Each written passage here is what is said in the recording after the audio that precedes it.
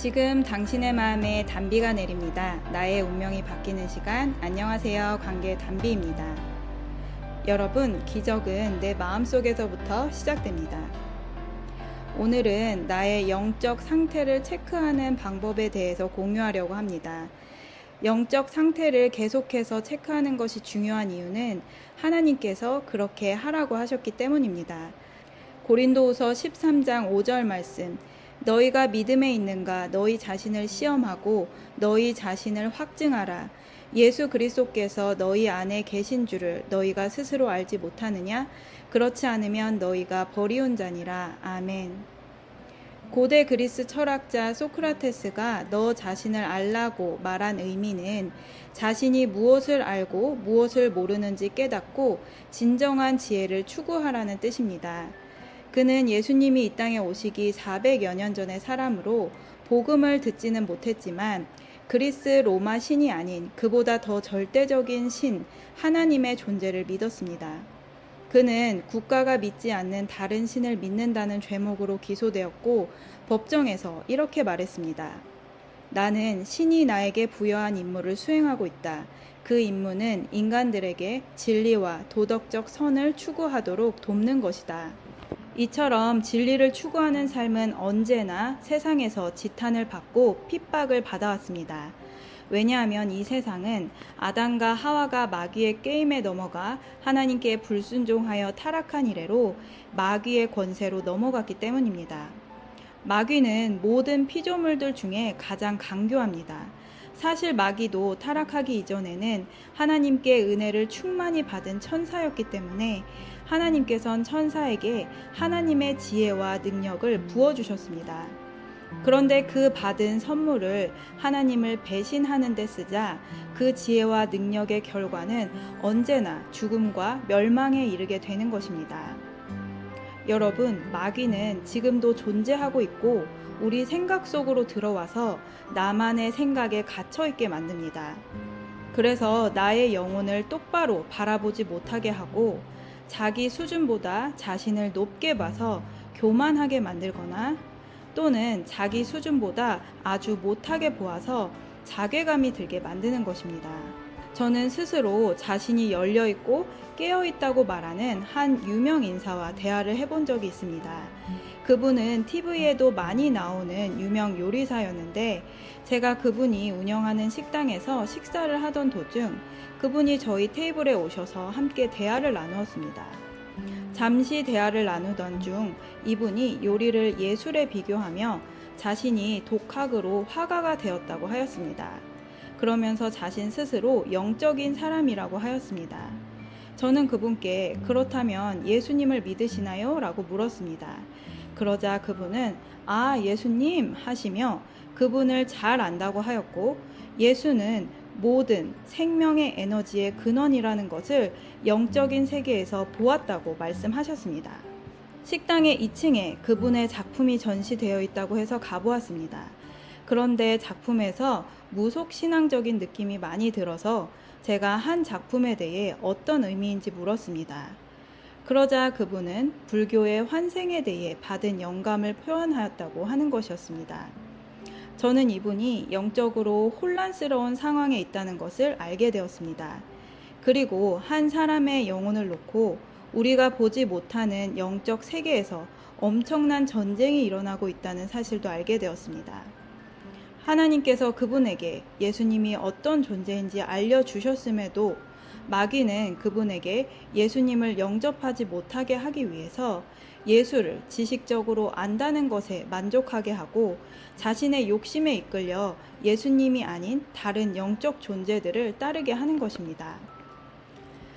많은 불신자들 중에 나도 예수를 알아 라고 말하는 사람들은 살아있는 듯 하나 죽은 자와 같은 영적인 상태로 살아가는 것입니다.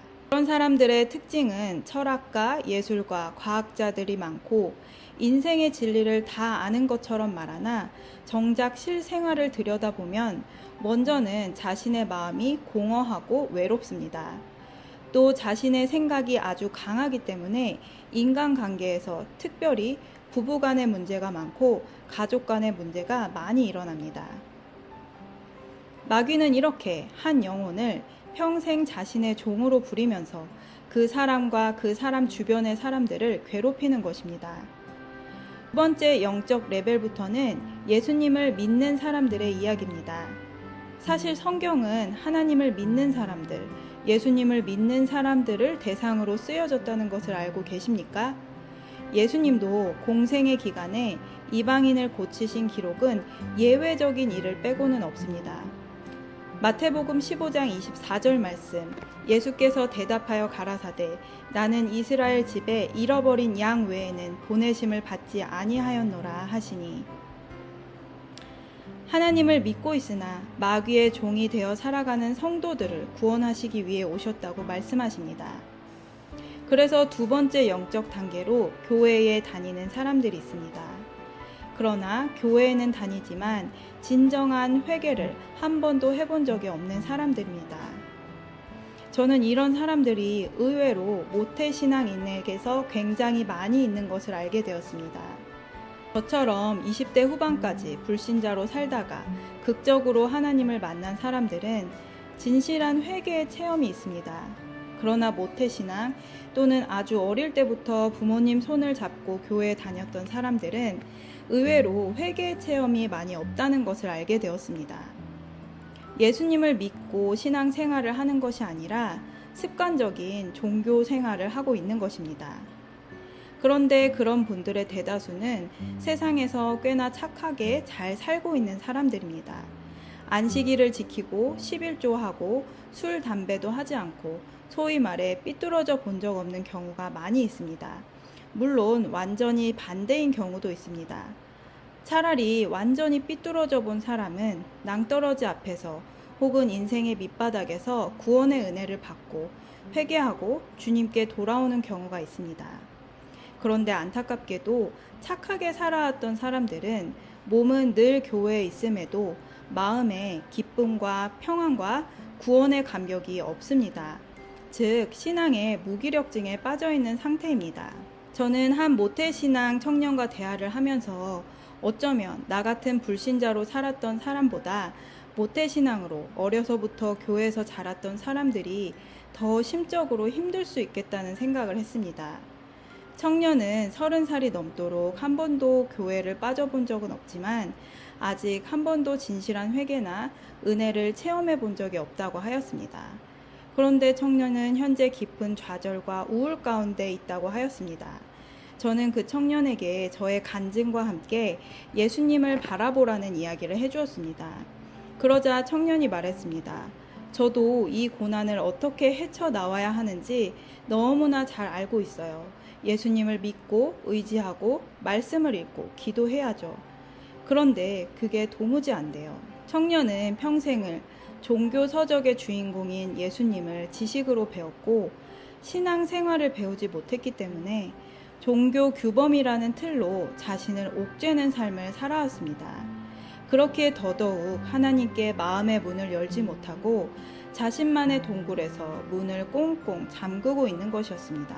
그런데 지금 교회에서는 이런 사람들에게 겉으로 보기에는 교회를 열심히 다닌다는 이유로 신앙이 좋다고 하고 직분을 주고 봉사를 맡깁니다. 보통 교회들이 1년 이상 주일 출석을 한 사람들에게 집사라는 직분을 준다는 말을 듣고 놀랐습니다. 그러나 성경에는 전혀 없는 말씀입니다. 디모데전서 3장 8절에서 10절, 이와 같이 집사들도 단정하고 일구이언을 하지 않고 술에 임박이지 아니하고 더러운 일을 탐하지 아니하고 깨끗한 양심에 믿음의 비밀을 가진 자라야 할지니, 이에 이 사람들은 먼저 시험하여 보고 그 후에 책망할 것이 없으면 집사의 직분을 하게 할 것이요, 여자들도 이와 같이 단정하고 참소하지 말며 절제하며 모든 일에 충성된 자라야 할지니라. 집사들은 한 아내의 남편이 되어 자녀와 자기 집을 잘 다스리는 자일지니, 집사의 직분을 잘한 자들은 아름다운 지위와 그리스도 예수 안에 있는 믿음에 큰 담력을 얻느니라. 아멘. 이처럼 성경은 집사의 조건을 명확히 말씀해주고 계심에도 불구하고 많은 교회들이 양적 성장과 유지를 위해 무분별하고 반성경적인 방법으로 직분을 주고 있습니다. 많은 목사님들이 한국 교회의 위기와 해법을 외칩니다. 회개운동, 각종 새로운 전도법도 좋지만 무엇보다 기존 교회들에서 반성경적인 관행들을 성경적으로 바꾸는 일을 해야 한다고 생각합니다. 이처럼 목사님들, 사역자들에게 반성경적인 일을 하게끔 하는 존재는 당연히 사탄 마귀입니다. 마귀는 이렇게 교회를 무질서하게 만들어서 갈등, 분열, 싸움을 만들고 교회를 무너뜨립니다. 많은 교회들이 지금도 여전히 내부 정치와 싸움을 통해 예수님을 십자가에 다시 못 박는 일을 재현하고 있습니다. 자신의 영적인 상태를 모르고 직분만 높아진 사람들이 자신의 뜻을 주장하고 있기 때문입니다.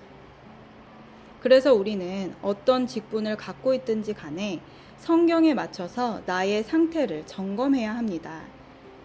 그 시작이 바로 회개입니다. 마태복음 4장 17절 말씀. 이때부터 예수께서 비로소 전파하여 가라사대 회개하라 천국이 가까웠느니라 하시더라. 아멘.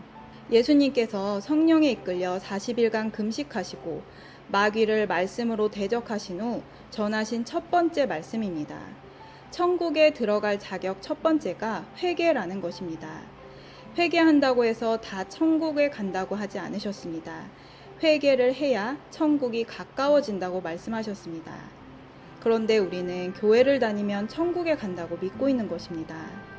바로 영적인 가장 기초 1단계가 회개를 통해 이루어집니다. 저는 26살 때 처음 교회라는 곳에 발을 들인 후 세 번째 교회에 왔을 때 하나님께서 회개의 영을 부어주셨습니다.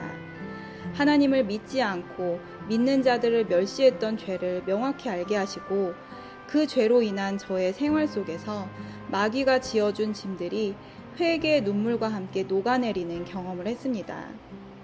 회개의 경험 속에는 반드시 구원의 감격이 따라옵니다. 이러한 추악한 죄를 지은 나를 여전히 사랑하시는 하나님의 용서의 사랑이 나의 속에 부어지기 때문입니다.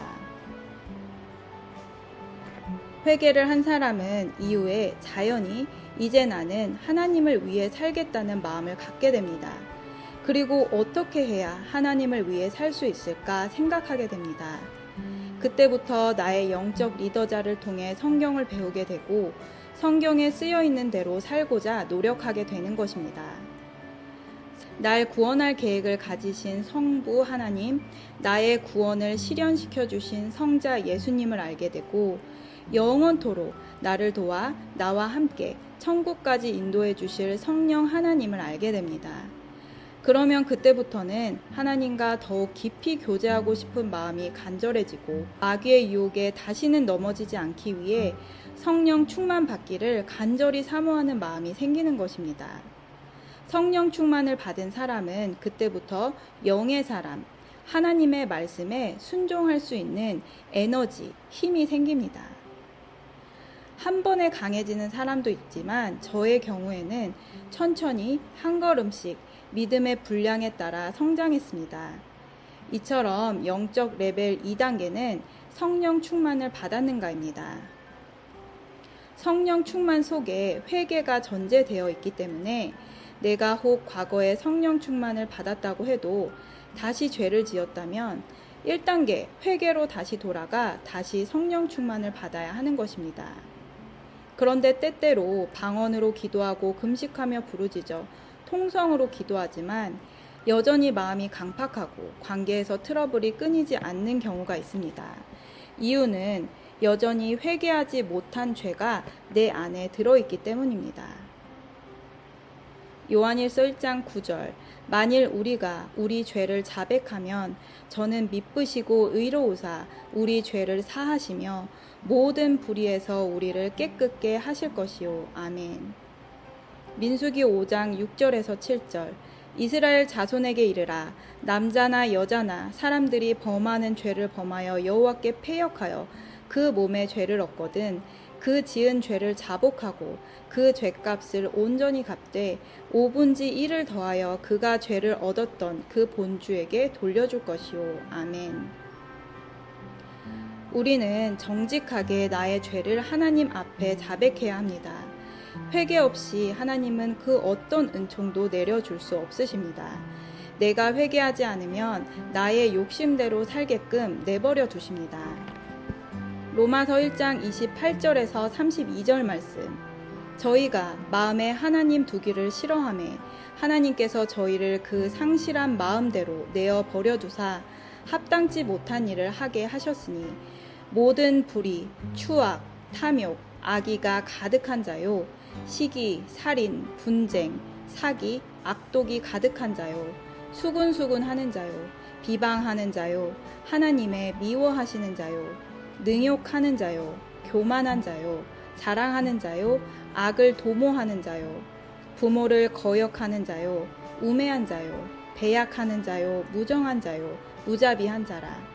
저희가 이 같은 일을 행하는 자는 사형에 해당한다고 하나님의 정하심을 알고도 자기들만 행할 뿐 아니라 또한 그 일을 행하는 자를 옳다 하느니라. 하나님께서 우리를 친히 벌 주시는 것이 아니라 내가 스스로 나에게 벌을 주는 삶이 바로 이러한 삶입니다. 회개하고 성령 충만을 받은 사람이 갈 수 있는 마지막 단계는 바로 예수님의 새 계명을 지키는 사람입니다. 요한복음 13장 34절 새 계명을 너희에게 주노니 서로 사랑하라. 내가 너희를 사랑한 것 같이 너희도 서로 사랑하라. 아멘. 여기서 전제된 사랑은 바로 예수님처럼 사랑하라는 것입니다. 예수님께서는 어떤 사랑을 하셨나요?